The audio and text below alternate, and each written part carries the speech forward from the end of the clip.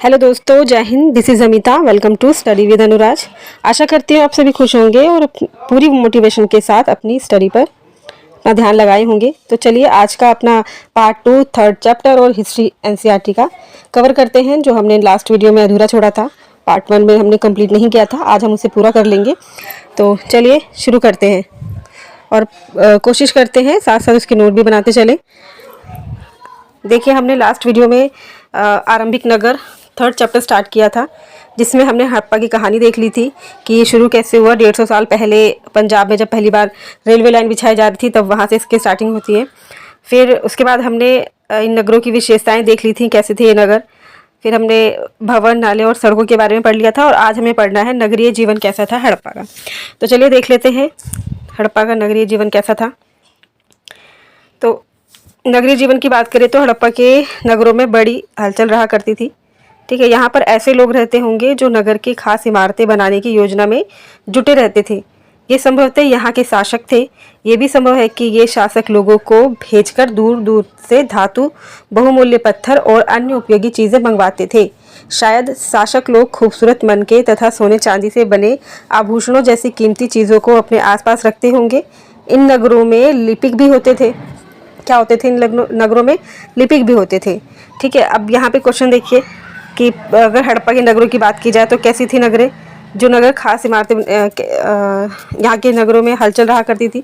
यहाँ पर ऐसे लोग रहते होंगे जो नगर की खास इमारतें बनाने की योजना बनाने में लगे रहते थे। ठीक है, और बहुमूल्य पत्थर, अन्य उपयोगी चीज़ें मंगवाने वाले। ठीक है, शायद शासक लोग खूबसूरत मनके तथा सोने चांदी से बने आभूषणों जैसी कीमती चीज़ों को अपने पास रखते होंगे। इन नगरों में लिपिक भी होते थे। ठीक है, जो मोहरों पर तो लिखते ही थे और शायद अन्य चीज़ों पर भी लिखते होंगे। लिपिक किसे बोलते हैं? तो वो जो मोहरों पर लिखने का काम करते हैं और अन्य चीज़ों पर लिखते होंगे, उन्हें लिपिक बोलते होंगे। ठीक है, तो इसके अलावा नगरों में शिल्पकार, स्त्री पुरुष भी रहते थे, शिल्पकार भी रहते थे। ठीक है, अपने घरों या किसी उद्योग स्थल पर तरह तरह की चीज़ें बनाते होंगे। लोग लंबी यात्राएं भी करते थे और वहाँ से उपयोगी वस्तुएं लाते थे और साथ ही लाते थे सुदूर देशों की किस्से कहानियाँ। मिट्टी से बने कई खिलौने भी मिले हैं जिनसे बच्चे खेलते होंगे। कई चीज़ें वहाँ पे मिली हैं। ठीक है, तो नगर में रहने वाले लोगों की एक सूची बनाओ, ये क्वेश्चन है। क्या इनमें से कुछ ऐसे लोग हैं जो मेहरगढ़ जैसे गांव में रहते थे? ये एनसीईआरटी के क्वेश्चन है। ठीक है, आप नगरीय व्यवस्था देख सकते हैं, ईंटों को कितने तरीके से लगाया गया है। अब ये क्या है? ये सबसे ऊपर जो है वह है मोहनजोदड़ो की एक सड़क और उसमें बना नाला। ये मोहनजोदड़ो की एक सड़क है और उसमें बना नाले की पिक है। ये देखिए, आप चित्र में देख सकते हैं। ठीक है, और ऊपर क्या है? इसके ऊपर ये वाला एक कुआं है, बाईं और नीचे हड़प्पा की एक मोहर है। यहाँ पे हड़प्पा की मोहर है ये। ठीक है, और इस मोहर के ऊपर के चिन्ह एक खास लिपि में हैं। उपमहाद्वीप में पाए गए लेखन का यह प्राचीनतम उदाहरण है। ठीक है, विद्वानों ने इसे पढ़ने की कोशिश की है, लेकिन अभी तक ये पता नहीं चल पाया है कि इसका अर्थ क्या है। दाईं और नीचे पक्की मिट्टी के खिलौने हैं। इस तरफ ये पक्की मिट्टी के खिलौने हैं और ये लिपि है। इस लिपि को आज तक पढ़ नहीं पाए हैं। ये कुछ चित्रात्मक लिपि, भाव चित्रात्मक लिपि। ठीक है, अब देखते हैं नगर और नए शिल्प कैसे थे हड़प्पा सभ्यता में। तो आओ अब कुछ ऐसी चीज़ों के बारे में अध्ययन करें जो हड़प्पा के नगरों से प्राप्त हुई हैं। हड़प्पा के नगरों से क्या क्या प्राप्त हुआ है देख लेते हैं। पुरातत्वविदों को जो चीज़ें वहाँ मिली हैं उनमें अधिकतर पत्थर हैं। शंख, तांबे, कांसे, सोने और चांदी जैसे धातुओं से बनाई गई थी। ठीक है, तांबे और कांसे से औजार, हथियार, गहने और बर्तन बनाए जाते थे। सोने और चांदी से गहने और बर्तन बनाए जाते थे। यहाँ मिली सबसे आकर्षक वस्तुओं में मनके हैं, बाट और फलक हैं। मनके, बाट और फलक है।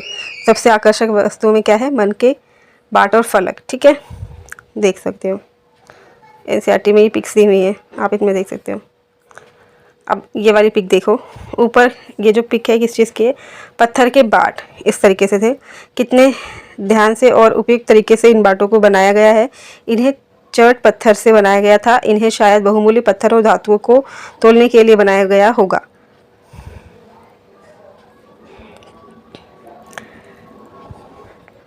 मध्य में बाएं मनके, इनमें से कई कार्नेलियन पत्थर से बनाए गए। किस पत्थर से बनाए गए अगर पूछे तो? कार्नेलियन। मनके किस पत्थर से बनाए गए? क्वेश्चन बन सकता है। तो कार्नेलियन पत्थर से। और पत्थरों को काट और तराश कर मनके बनाए गए, इनके बीच छेद किए गए थे ताकि धागा डालकर माला बनाई जा सके। तो मध्य में दाएं पत्थर से धारदार फलक बनाए गए हैं, ये देखो, ठीक है। और नीचे दाएं कढ़ाईदार वस्त्र बनाए गए हैं।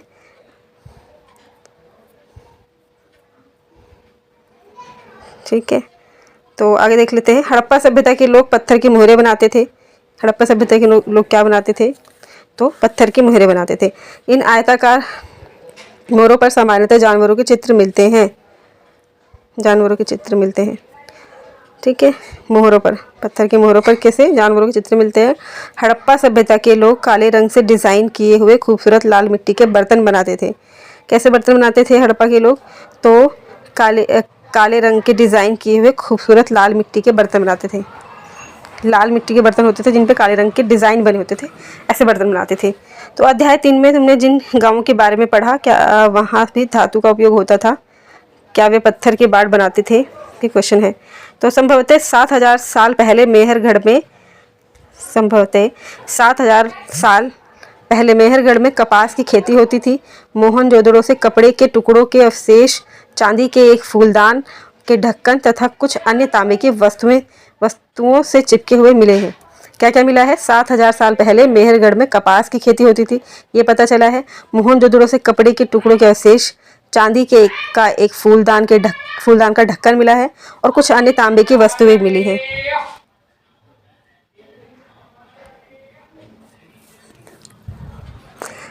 पक्की मिट्टी तथा फेंस से बनी तकलियां सूत कताई का संकेत देती हैं। पक्की मिट्टी तथा फेंस से बनी तकलियां सूत कताई का संकेत देती हैं। फेंस मिला है, फेंस से जो बनी तकलियां होती हैं वो सूत कताई मिली है, जिससे पता चलता है कि पहले भी सूत कताई का काम होता था, ठीक है। फेंस क्या होता है? इसके नीचे दिया हुआ है फेंस होता क्या है।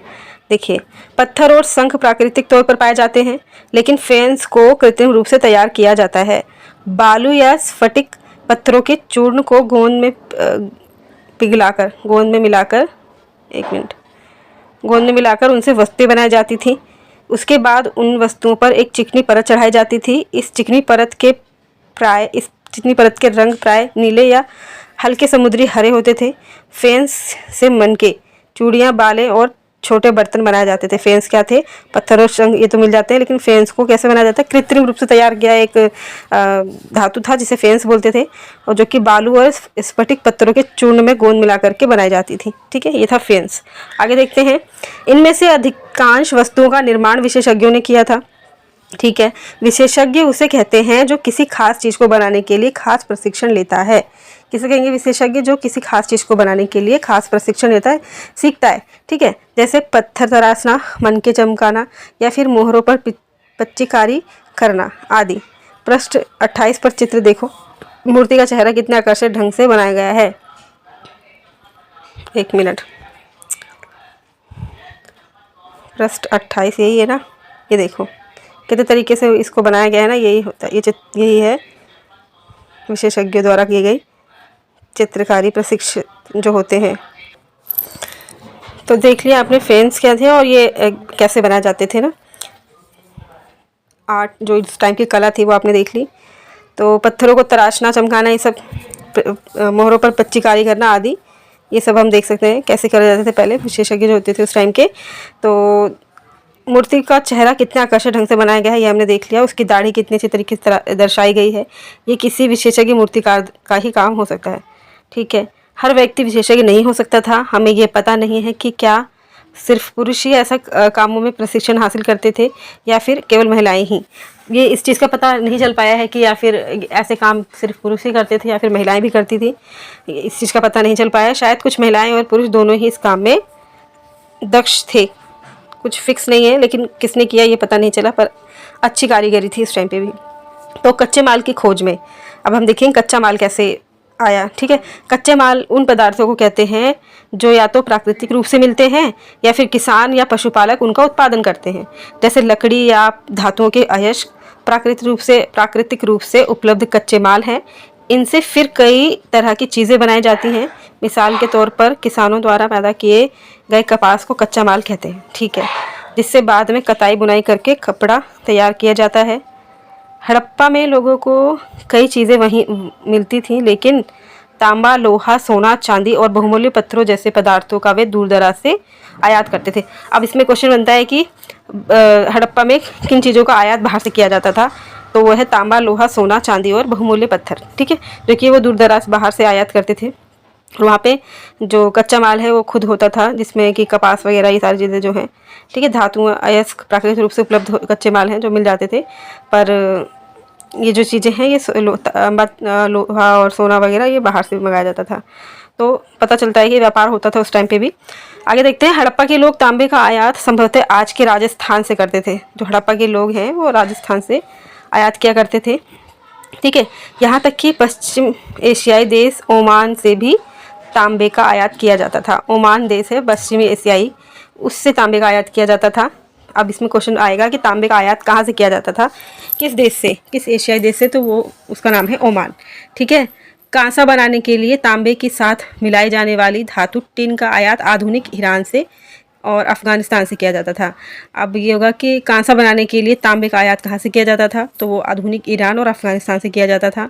सोने का आयात आधुनिक कर्नाटक और बहुमूल्य पत्थर का आयात गुजरात से किया जाता था। सोने का आयात कहाँ से, कर्नाटक से, और बहुमूल्य जो पत्थर होते थे वो गुजरात और ईरान और अफ़गानिस्तान से उसका आयात किया जाता था उस टाइम पे। ये सारे पॉइंट हैं जिनको हम नोट कर सकते हैं। एनसीईआरटी में ऐसी कोई चीज़ नहीं है जो हमारे काम की ना हो, इसलिए जो साइड में छोटे छोटे पॉइंट्स होते हैं आप ये भी देखते चलेंगे। देखिए इसमें लिखा है कि चीज़ों को एक जगह से दूसरी जगह कैसे ले जाया जाता था। तो इन चित्रों को देखो, एक खिलौना है और दूसरी तरफ एक मोहर है। ठीक है, ये मोहर है और ऊपर वो खिलौना है। ठीक है, क्या तुम बता सकते हो कि हड़प्पा के लोग यातायात के लिए किन साधनों का प्रयोग करते थे? पिछले अध्यायों में क्या तुमने पहिए और वाहनों की जानकारी दी गई है। ठीक है, बच्चों का खिलौना हल, आज हल चलाने वाले ज़्यादातर किसान पुरुष होते हैं। हमें ज्ञात नहीं है कि हमने पिछले चैप्टर्स में देख लिया था ना कि यातायात के कैसे वो करते थे, क्या था, तो वो उस वाले इस चीज़ के लिए है। तो आपने नोट्स बनाए होंगे, आपने चैप्टर देखा है, आपको पता होगा। तो चलिए आगे देखते हैं कि नगरों में रहने वाले लोगों के भोजन कैसे होते थे। मतलब जो नगरों में रहते थे उनके लिए भोजन कहाँ से आता था, क्या था। तो भोजन के बारे में देख लेते हैं। लोग नगरों के अलावा गाँवों में भी रहते थे। वे अनाज उगाते थे और जानवर पालते थे। ठीक है, किसान और चरवाहे ही शहरों में रहने वाले शासकों, लेखकों और दस्तकारों को खाने के सामान देते थे। ठीक है, पौधों के अवशेषों से पता चलता है कि हड़प्पा के लोग गेहूँ और जौ, दालें, मटर, धान, तिल और सरसों उगाते थे। हड़प्पा के लोग क्या क्या उगाते थे अगर पूछे तो गेहूँ, जौ, दालें, मटर, धान, तिल और सरसों उगाते थे। ठीक है, ज़मीन की जुताई के लिए हल का प्रयोग एक नई बात थी। हड़प्पा काल के हल तो नहीं बच पाए हैं क्योंकि वे प्राय लकड़ी से बनाए जाते थे, लेकिन हल के आकार के खिलौने मिले हैं। इस क्षेत्र में बारिश कम होती थी। ठीक है, इसलिए सिंचाई के लिए लोगों ने कुछ तरीके अपनाए होंगे। संभवतः पानी का संचय किया जाता होगा और ज़रूरत पड़ने पर उनसे फसलों की सिंचाई की जाती होगी। ये सिर्फ अनुमान है कैसा होता होगा। ठीक है, हड़प्पा के लोग गाय, भैंस, भेड़ और बकरियां पालते थे। पालतू क्या था उस टाइम पे, हड़प्पा के टाइम पे तो भैंस, भेड़ और बकरियां, गाय, ये सब पाली जाती थी। तो बस्तियों के आसपास तालाब और चारागाह होते थे। ठीक है, बस्तियों के आसपास क्या होते थे, तालाब और चारागाह। लेकिन सूखे महीनों में मवेशियों के झुंडों को चारा पानी की तलाश में दूर दूर तक ले जाया जाता था। वे बैर जैसे फलों को इकट्ठा करते थे, मछलियाँ पकड़ते थे और हिरण जैसे जानवरों का शिकार भी करते थे। यानी कि इससे तो पता चलता है कि वो सर्वाहारी थे ना, शिकार करते थे। तो गुजरात में हड़प्पाकालीन नगर का सूक्ष्म निरीक्षण। अब गुजरात में जो हड़प्पाकालीन नगर मिले हैं, वो जो साइटें मिली हैं, उनका निरीक्षण की बात की गई है। तो देख लेते हैं, कच्छ के इलाकों में खदिर बेत के किनारे, कहाँ, खदिर बेत के किनारे धोलावीरा नगर बसा था। कहाँ बसा था, खदिर बेत के किनारे कच्छ के इलाके में। कौन सा नगर, तो धोलावीरा नगर बसा था। ठीक है, वहाँ साफ पानी मिलता था और ज़मीन उपजाऊ थी। जहाँ हड़प्पा सभ्यता के कई नगर 2 भागों में विभक्त थे, वहीं धोलावीरा नगर को 3 भागों में बांटा गया था। इसके हर हिस्से के चारों ओर पत्थर की ऊंची ऊंची दीवार बनाई गई थी। इसके अंदर जाने के लिए बड़े बड़े प्रवेश द्वार थे और इस नगर में एक खुला मैदान भी था।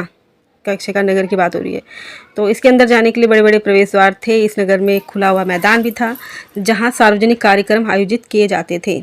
ठीक है। यहाँ मिले कुछ अवशेषों में हड़प्पा लिपि के बड़े बड़े अक्षरों को पत्थरों में खुदा पाया गया है। इन अभिलेखों को संभवतः लकड़ी में जड़ा गया था। यह एक अनोखा अवशेष है क्योंकि आमतौर पर हड़प्पा के लेख मोहर जैसी छोटी वस्तुओं पर पाए जाते हैं। हड़प्पा के लेख किस में पाए गए हैं? लेख छोटी वस्तु पर ही पाए गए हैं, मोहर जैसी। लेकिन यहाँ पे थोड़ा लकड़ी में जड़ा, यहाँ के जो लेख है लकड़ी में जड़ा गया है, ऐसा एक अनोखा अवशेष यहाँ पे मिला है। ठीक है। गुजरात की खंबात की खाड़ी में मिलने वाली साबरमती की एक उपनदी के किनारे बसा लोथल। लोथल कहाँ बसा है? तो गुजरात की खंबात की खाड़ी में मिलने वाली साबरमती के एक उपनदी के किनारे बसा है। साबरमती के उपनदी के किनारे कौन सा नगर बसा है? तो लोथल नगर ऐसे स्थान पर बसा था जहाँ कीमती पत्थर जैसा कच्चा माल आसानी से मिल जाता था। ये पत्थरों, शंखों और धातुओं से बनाई गई चीज़ों का एक महत्वपूर्ण केंद्र था। इस नगर में एक भंडार गृह था और इस भंडार गृह से कई मोहरें और मुद्रांकन या मोहरबंदी गीली मिट्टी पर दबाने से बनी उनकी छाप। मोहरबंदी क्या थी? गीली मिट्टी पर दबाने से बनी उनकी जो छाप है वो मोहरबंदी थी, मिले हैं, ऐसी चीज़ें वहाँ मिली हैं। ठीक है। लोथल का बंदरगाह, यहाँ पे एक पॉइंट लिखा है, लोथल का बंदरगाह। यह बड़ा तालाब लोथल का बंदरगाह रहा होगा। ठीक है। जहाँ समुद्र के रास्ते आने वाले नावें जो रुकती थी, संभवतः यहाँ पर माल चढ़ाया उतारा जाता होगा। ये सिर्फ अंदाजे हैं और ऐसा होता होगा क्योंकि हमें स्रोत जो मिले हैं उनके इंडिकेट करते हैं, कि हमें इशारे करते हैं कि ऐसी चीज़ें हुई होंगी। आगे देखते हैं।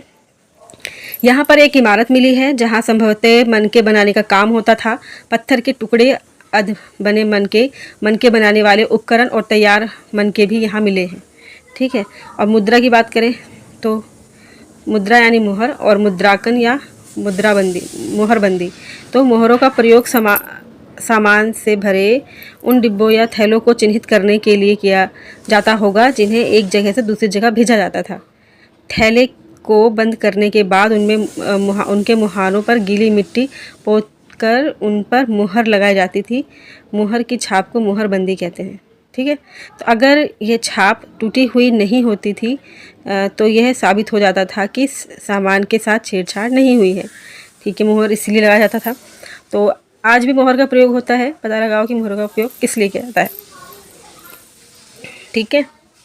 तो सभ्यता के अंत का रहस्य देखेंगे कैसे हुआ। सभ्यता ठीक ठाक चल रही थी तो इसका अंत कैसे हुआ।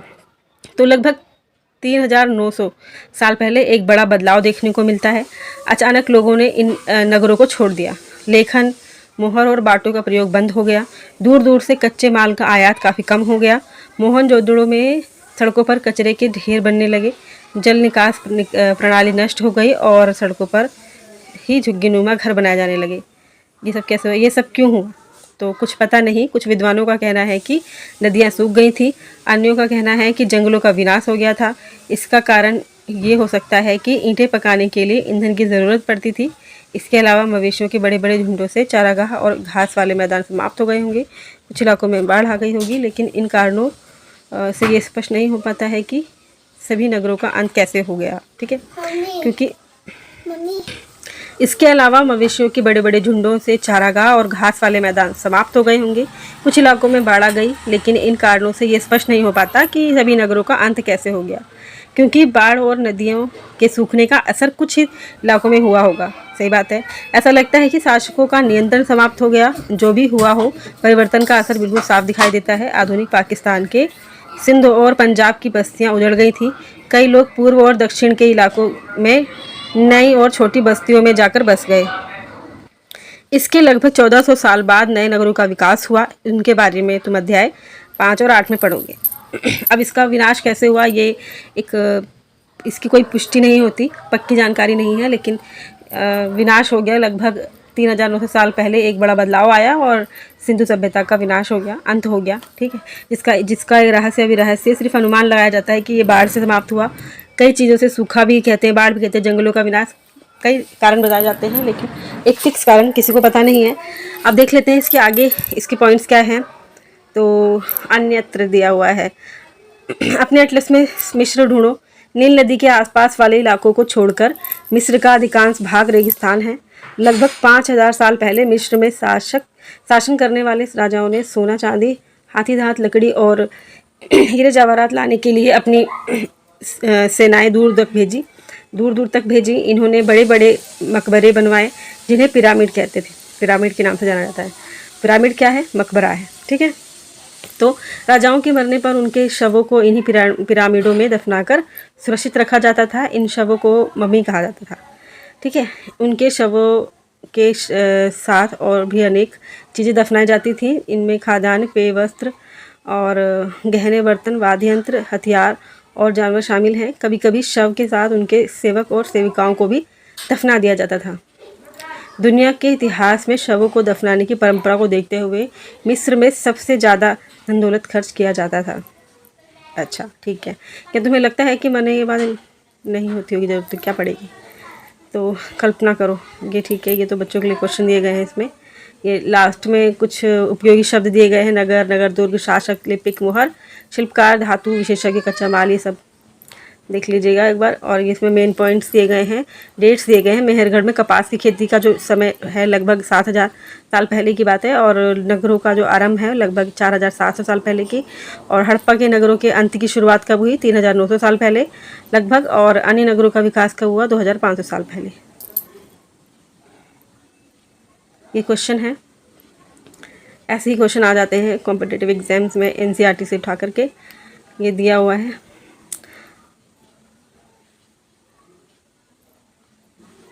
हड़प्पा के लोगों के लिए धातुएं, लेखन, पहिया और हल क्यों उपयोग महत्वपूर्ण थे? ये सारे क्वेश्चन आप देख सकते हैं। चलिए, आज की चैप्टर हमारा ख़त्म होता है, ठीक है। आज हमारा ये 3rd चैप्टर भी फिनिश होता है, और आपसे रिक्वेस्ट है कि आप इनको, तो दोस्तों आज के लिए इतना ही। हमारा ये 3rd चैप्टर भी आज कंप्लीट हो गया है। आप इसके नोट्स तैयार कर लेना, वीडियो को दोबारा देख करके अपने नोट्स बना सकते हैं, और वीडियो शेयर कर सकते हैं उनके साथ जिसको इसकी ज़रूरत है, जिनके पास एनसीईआरटी बुक्स लेने के लिए अगर ना सबके पास नहीं हो पाता अवेलेबल चीज़ें, तो आप शेयर कर सकते हैं और वो फिर उनको हेल्प हो जाएगी इससे। तो मिलते हैं अपने नेक्स्ट वीडियो में। आज के लिए इतना ही। Thank you so much.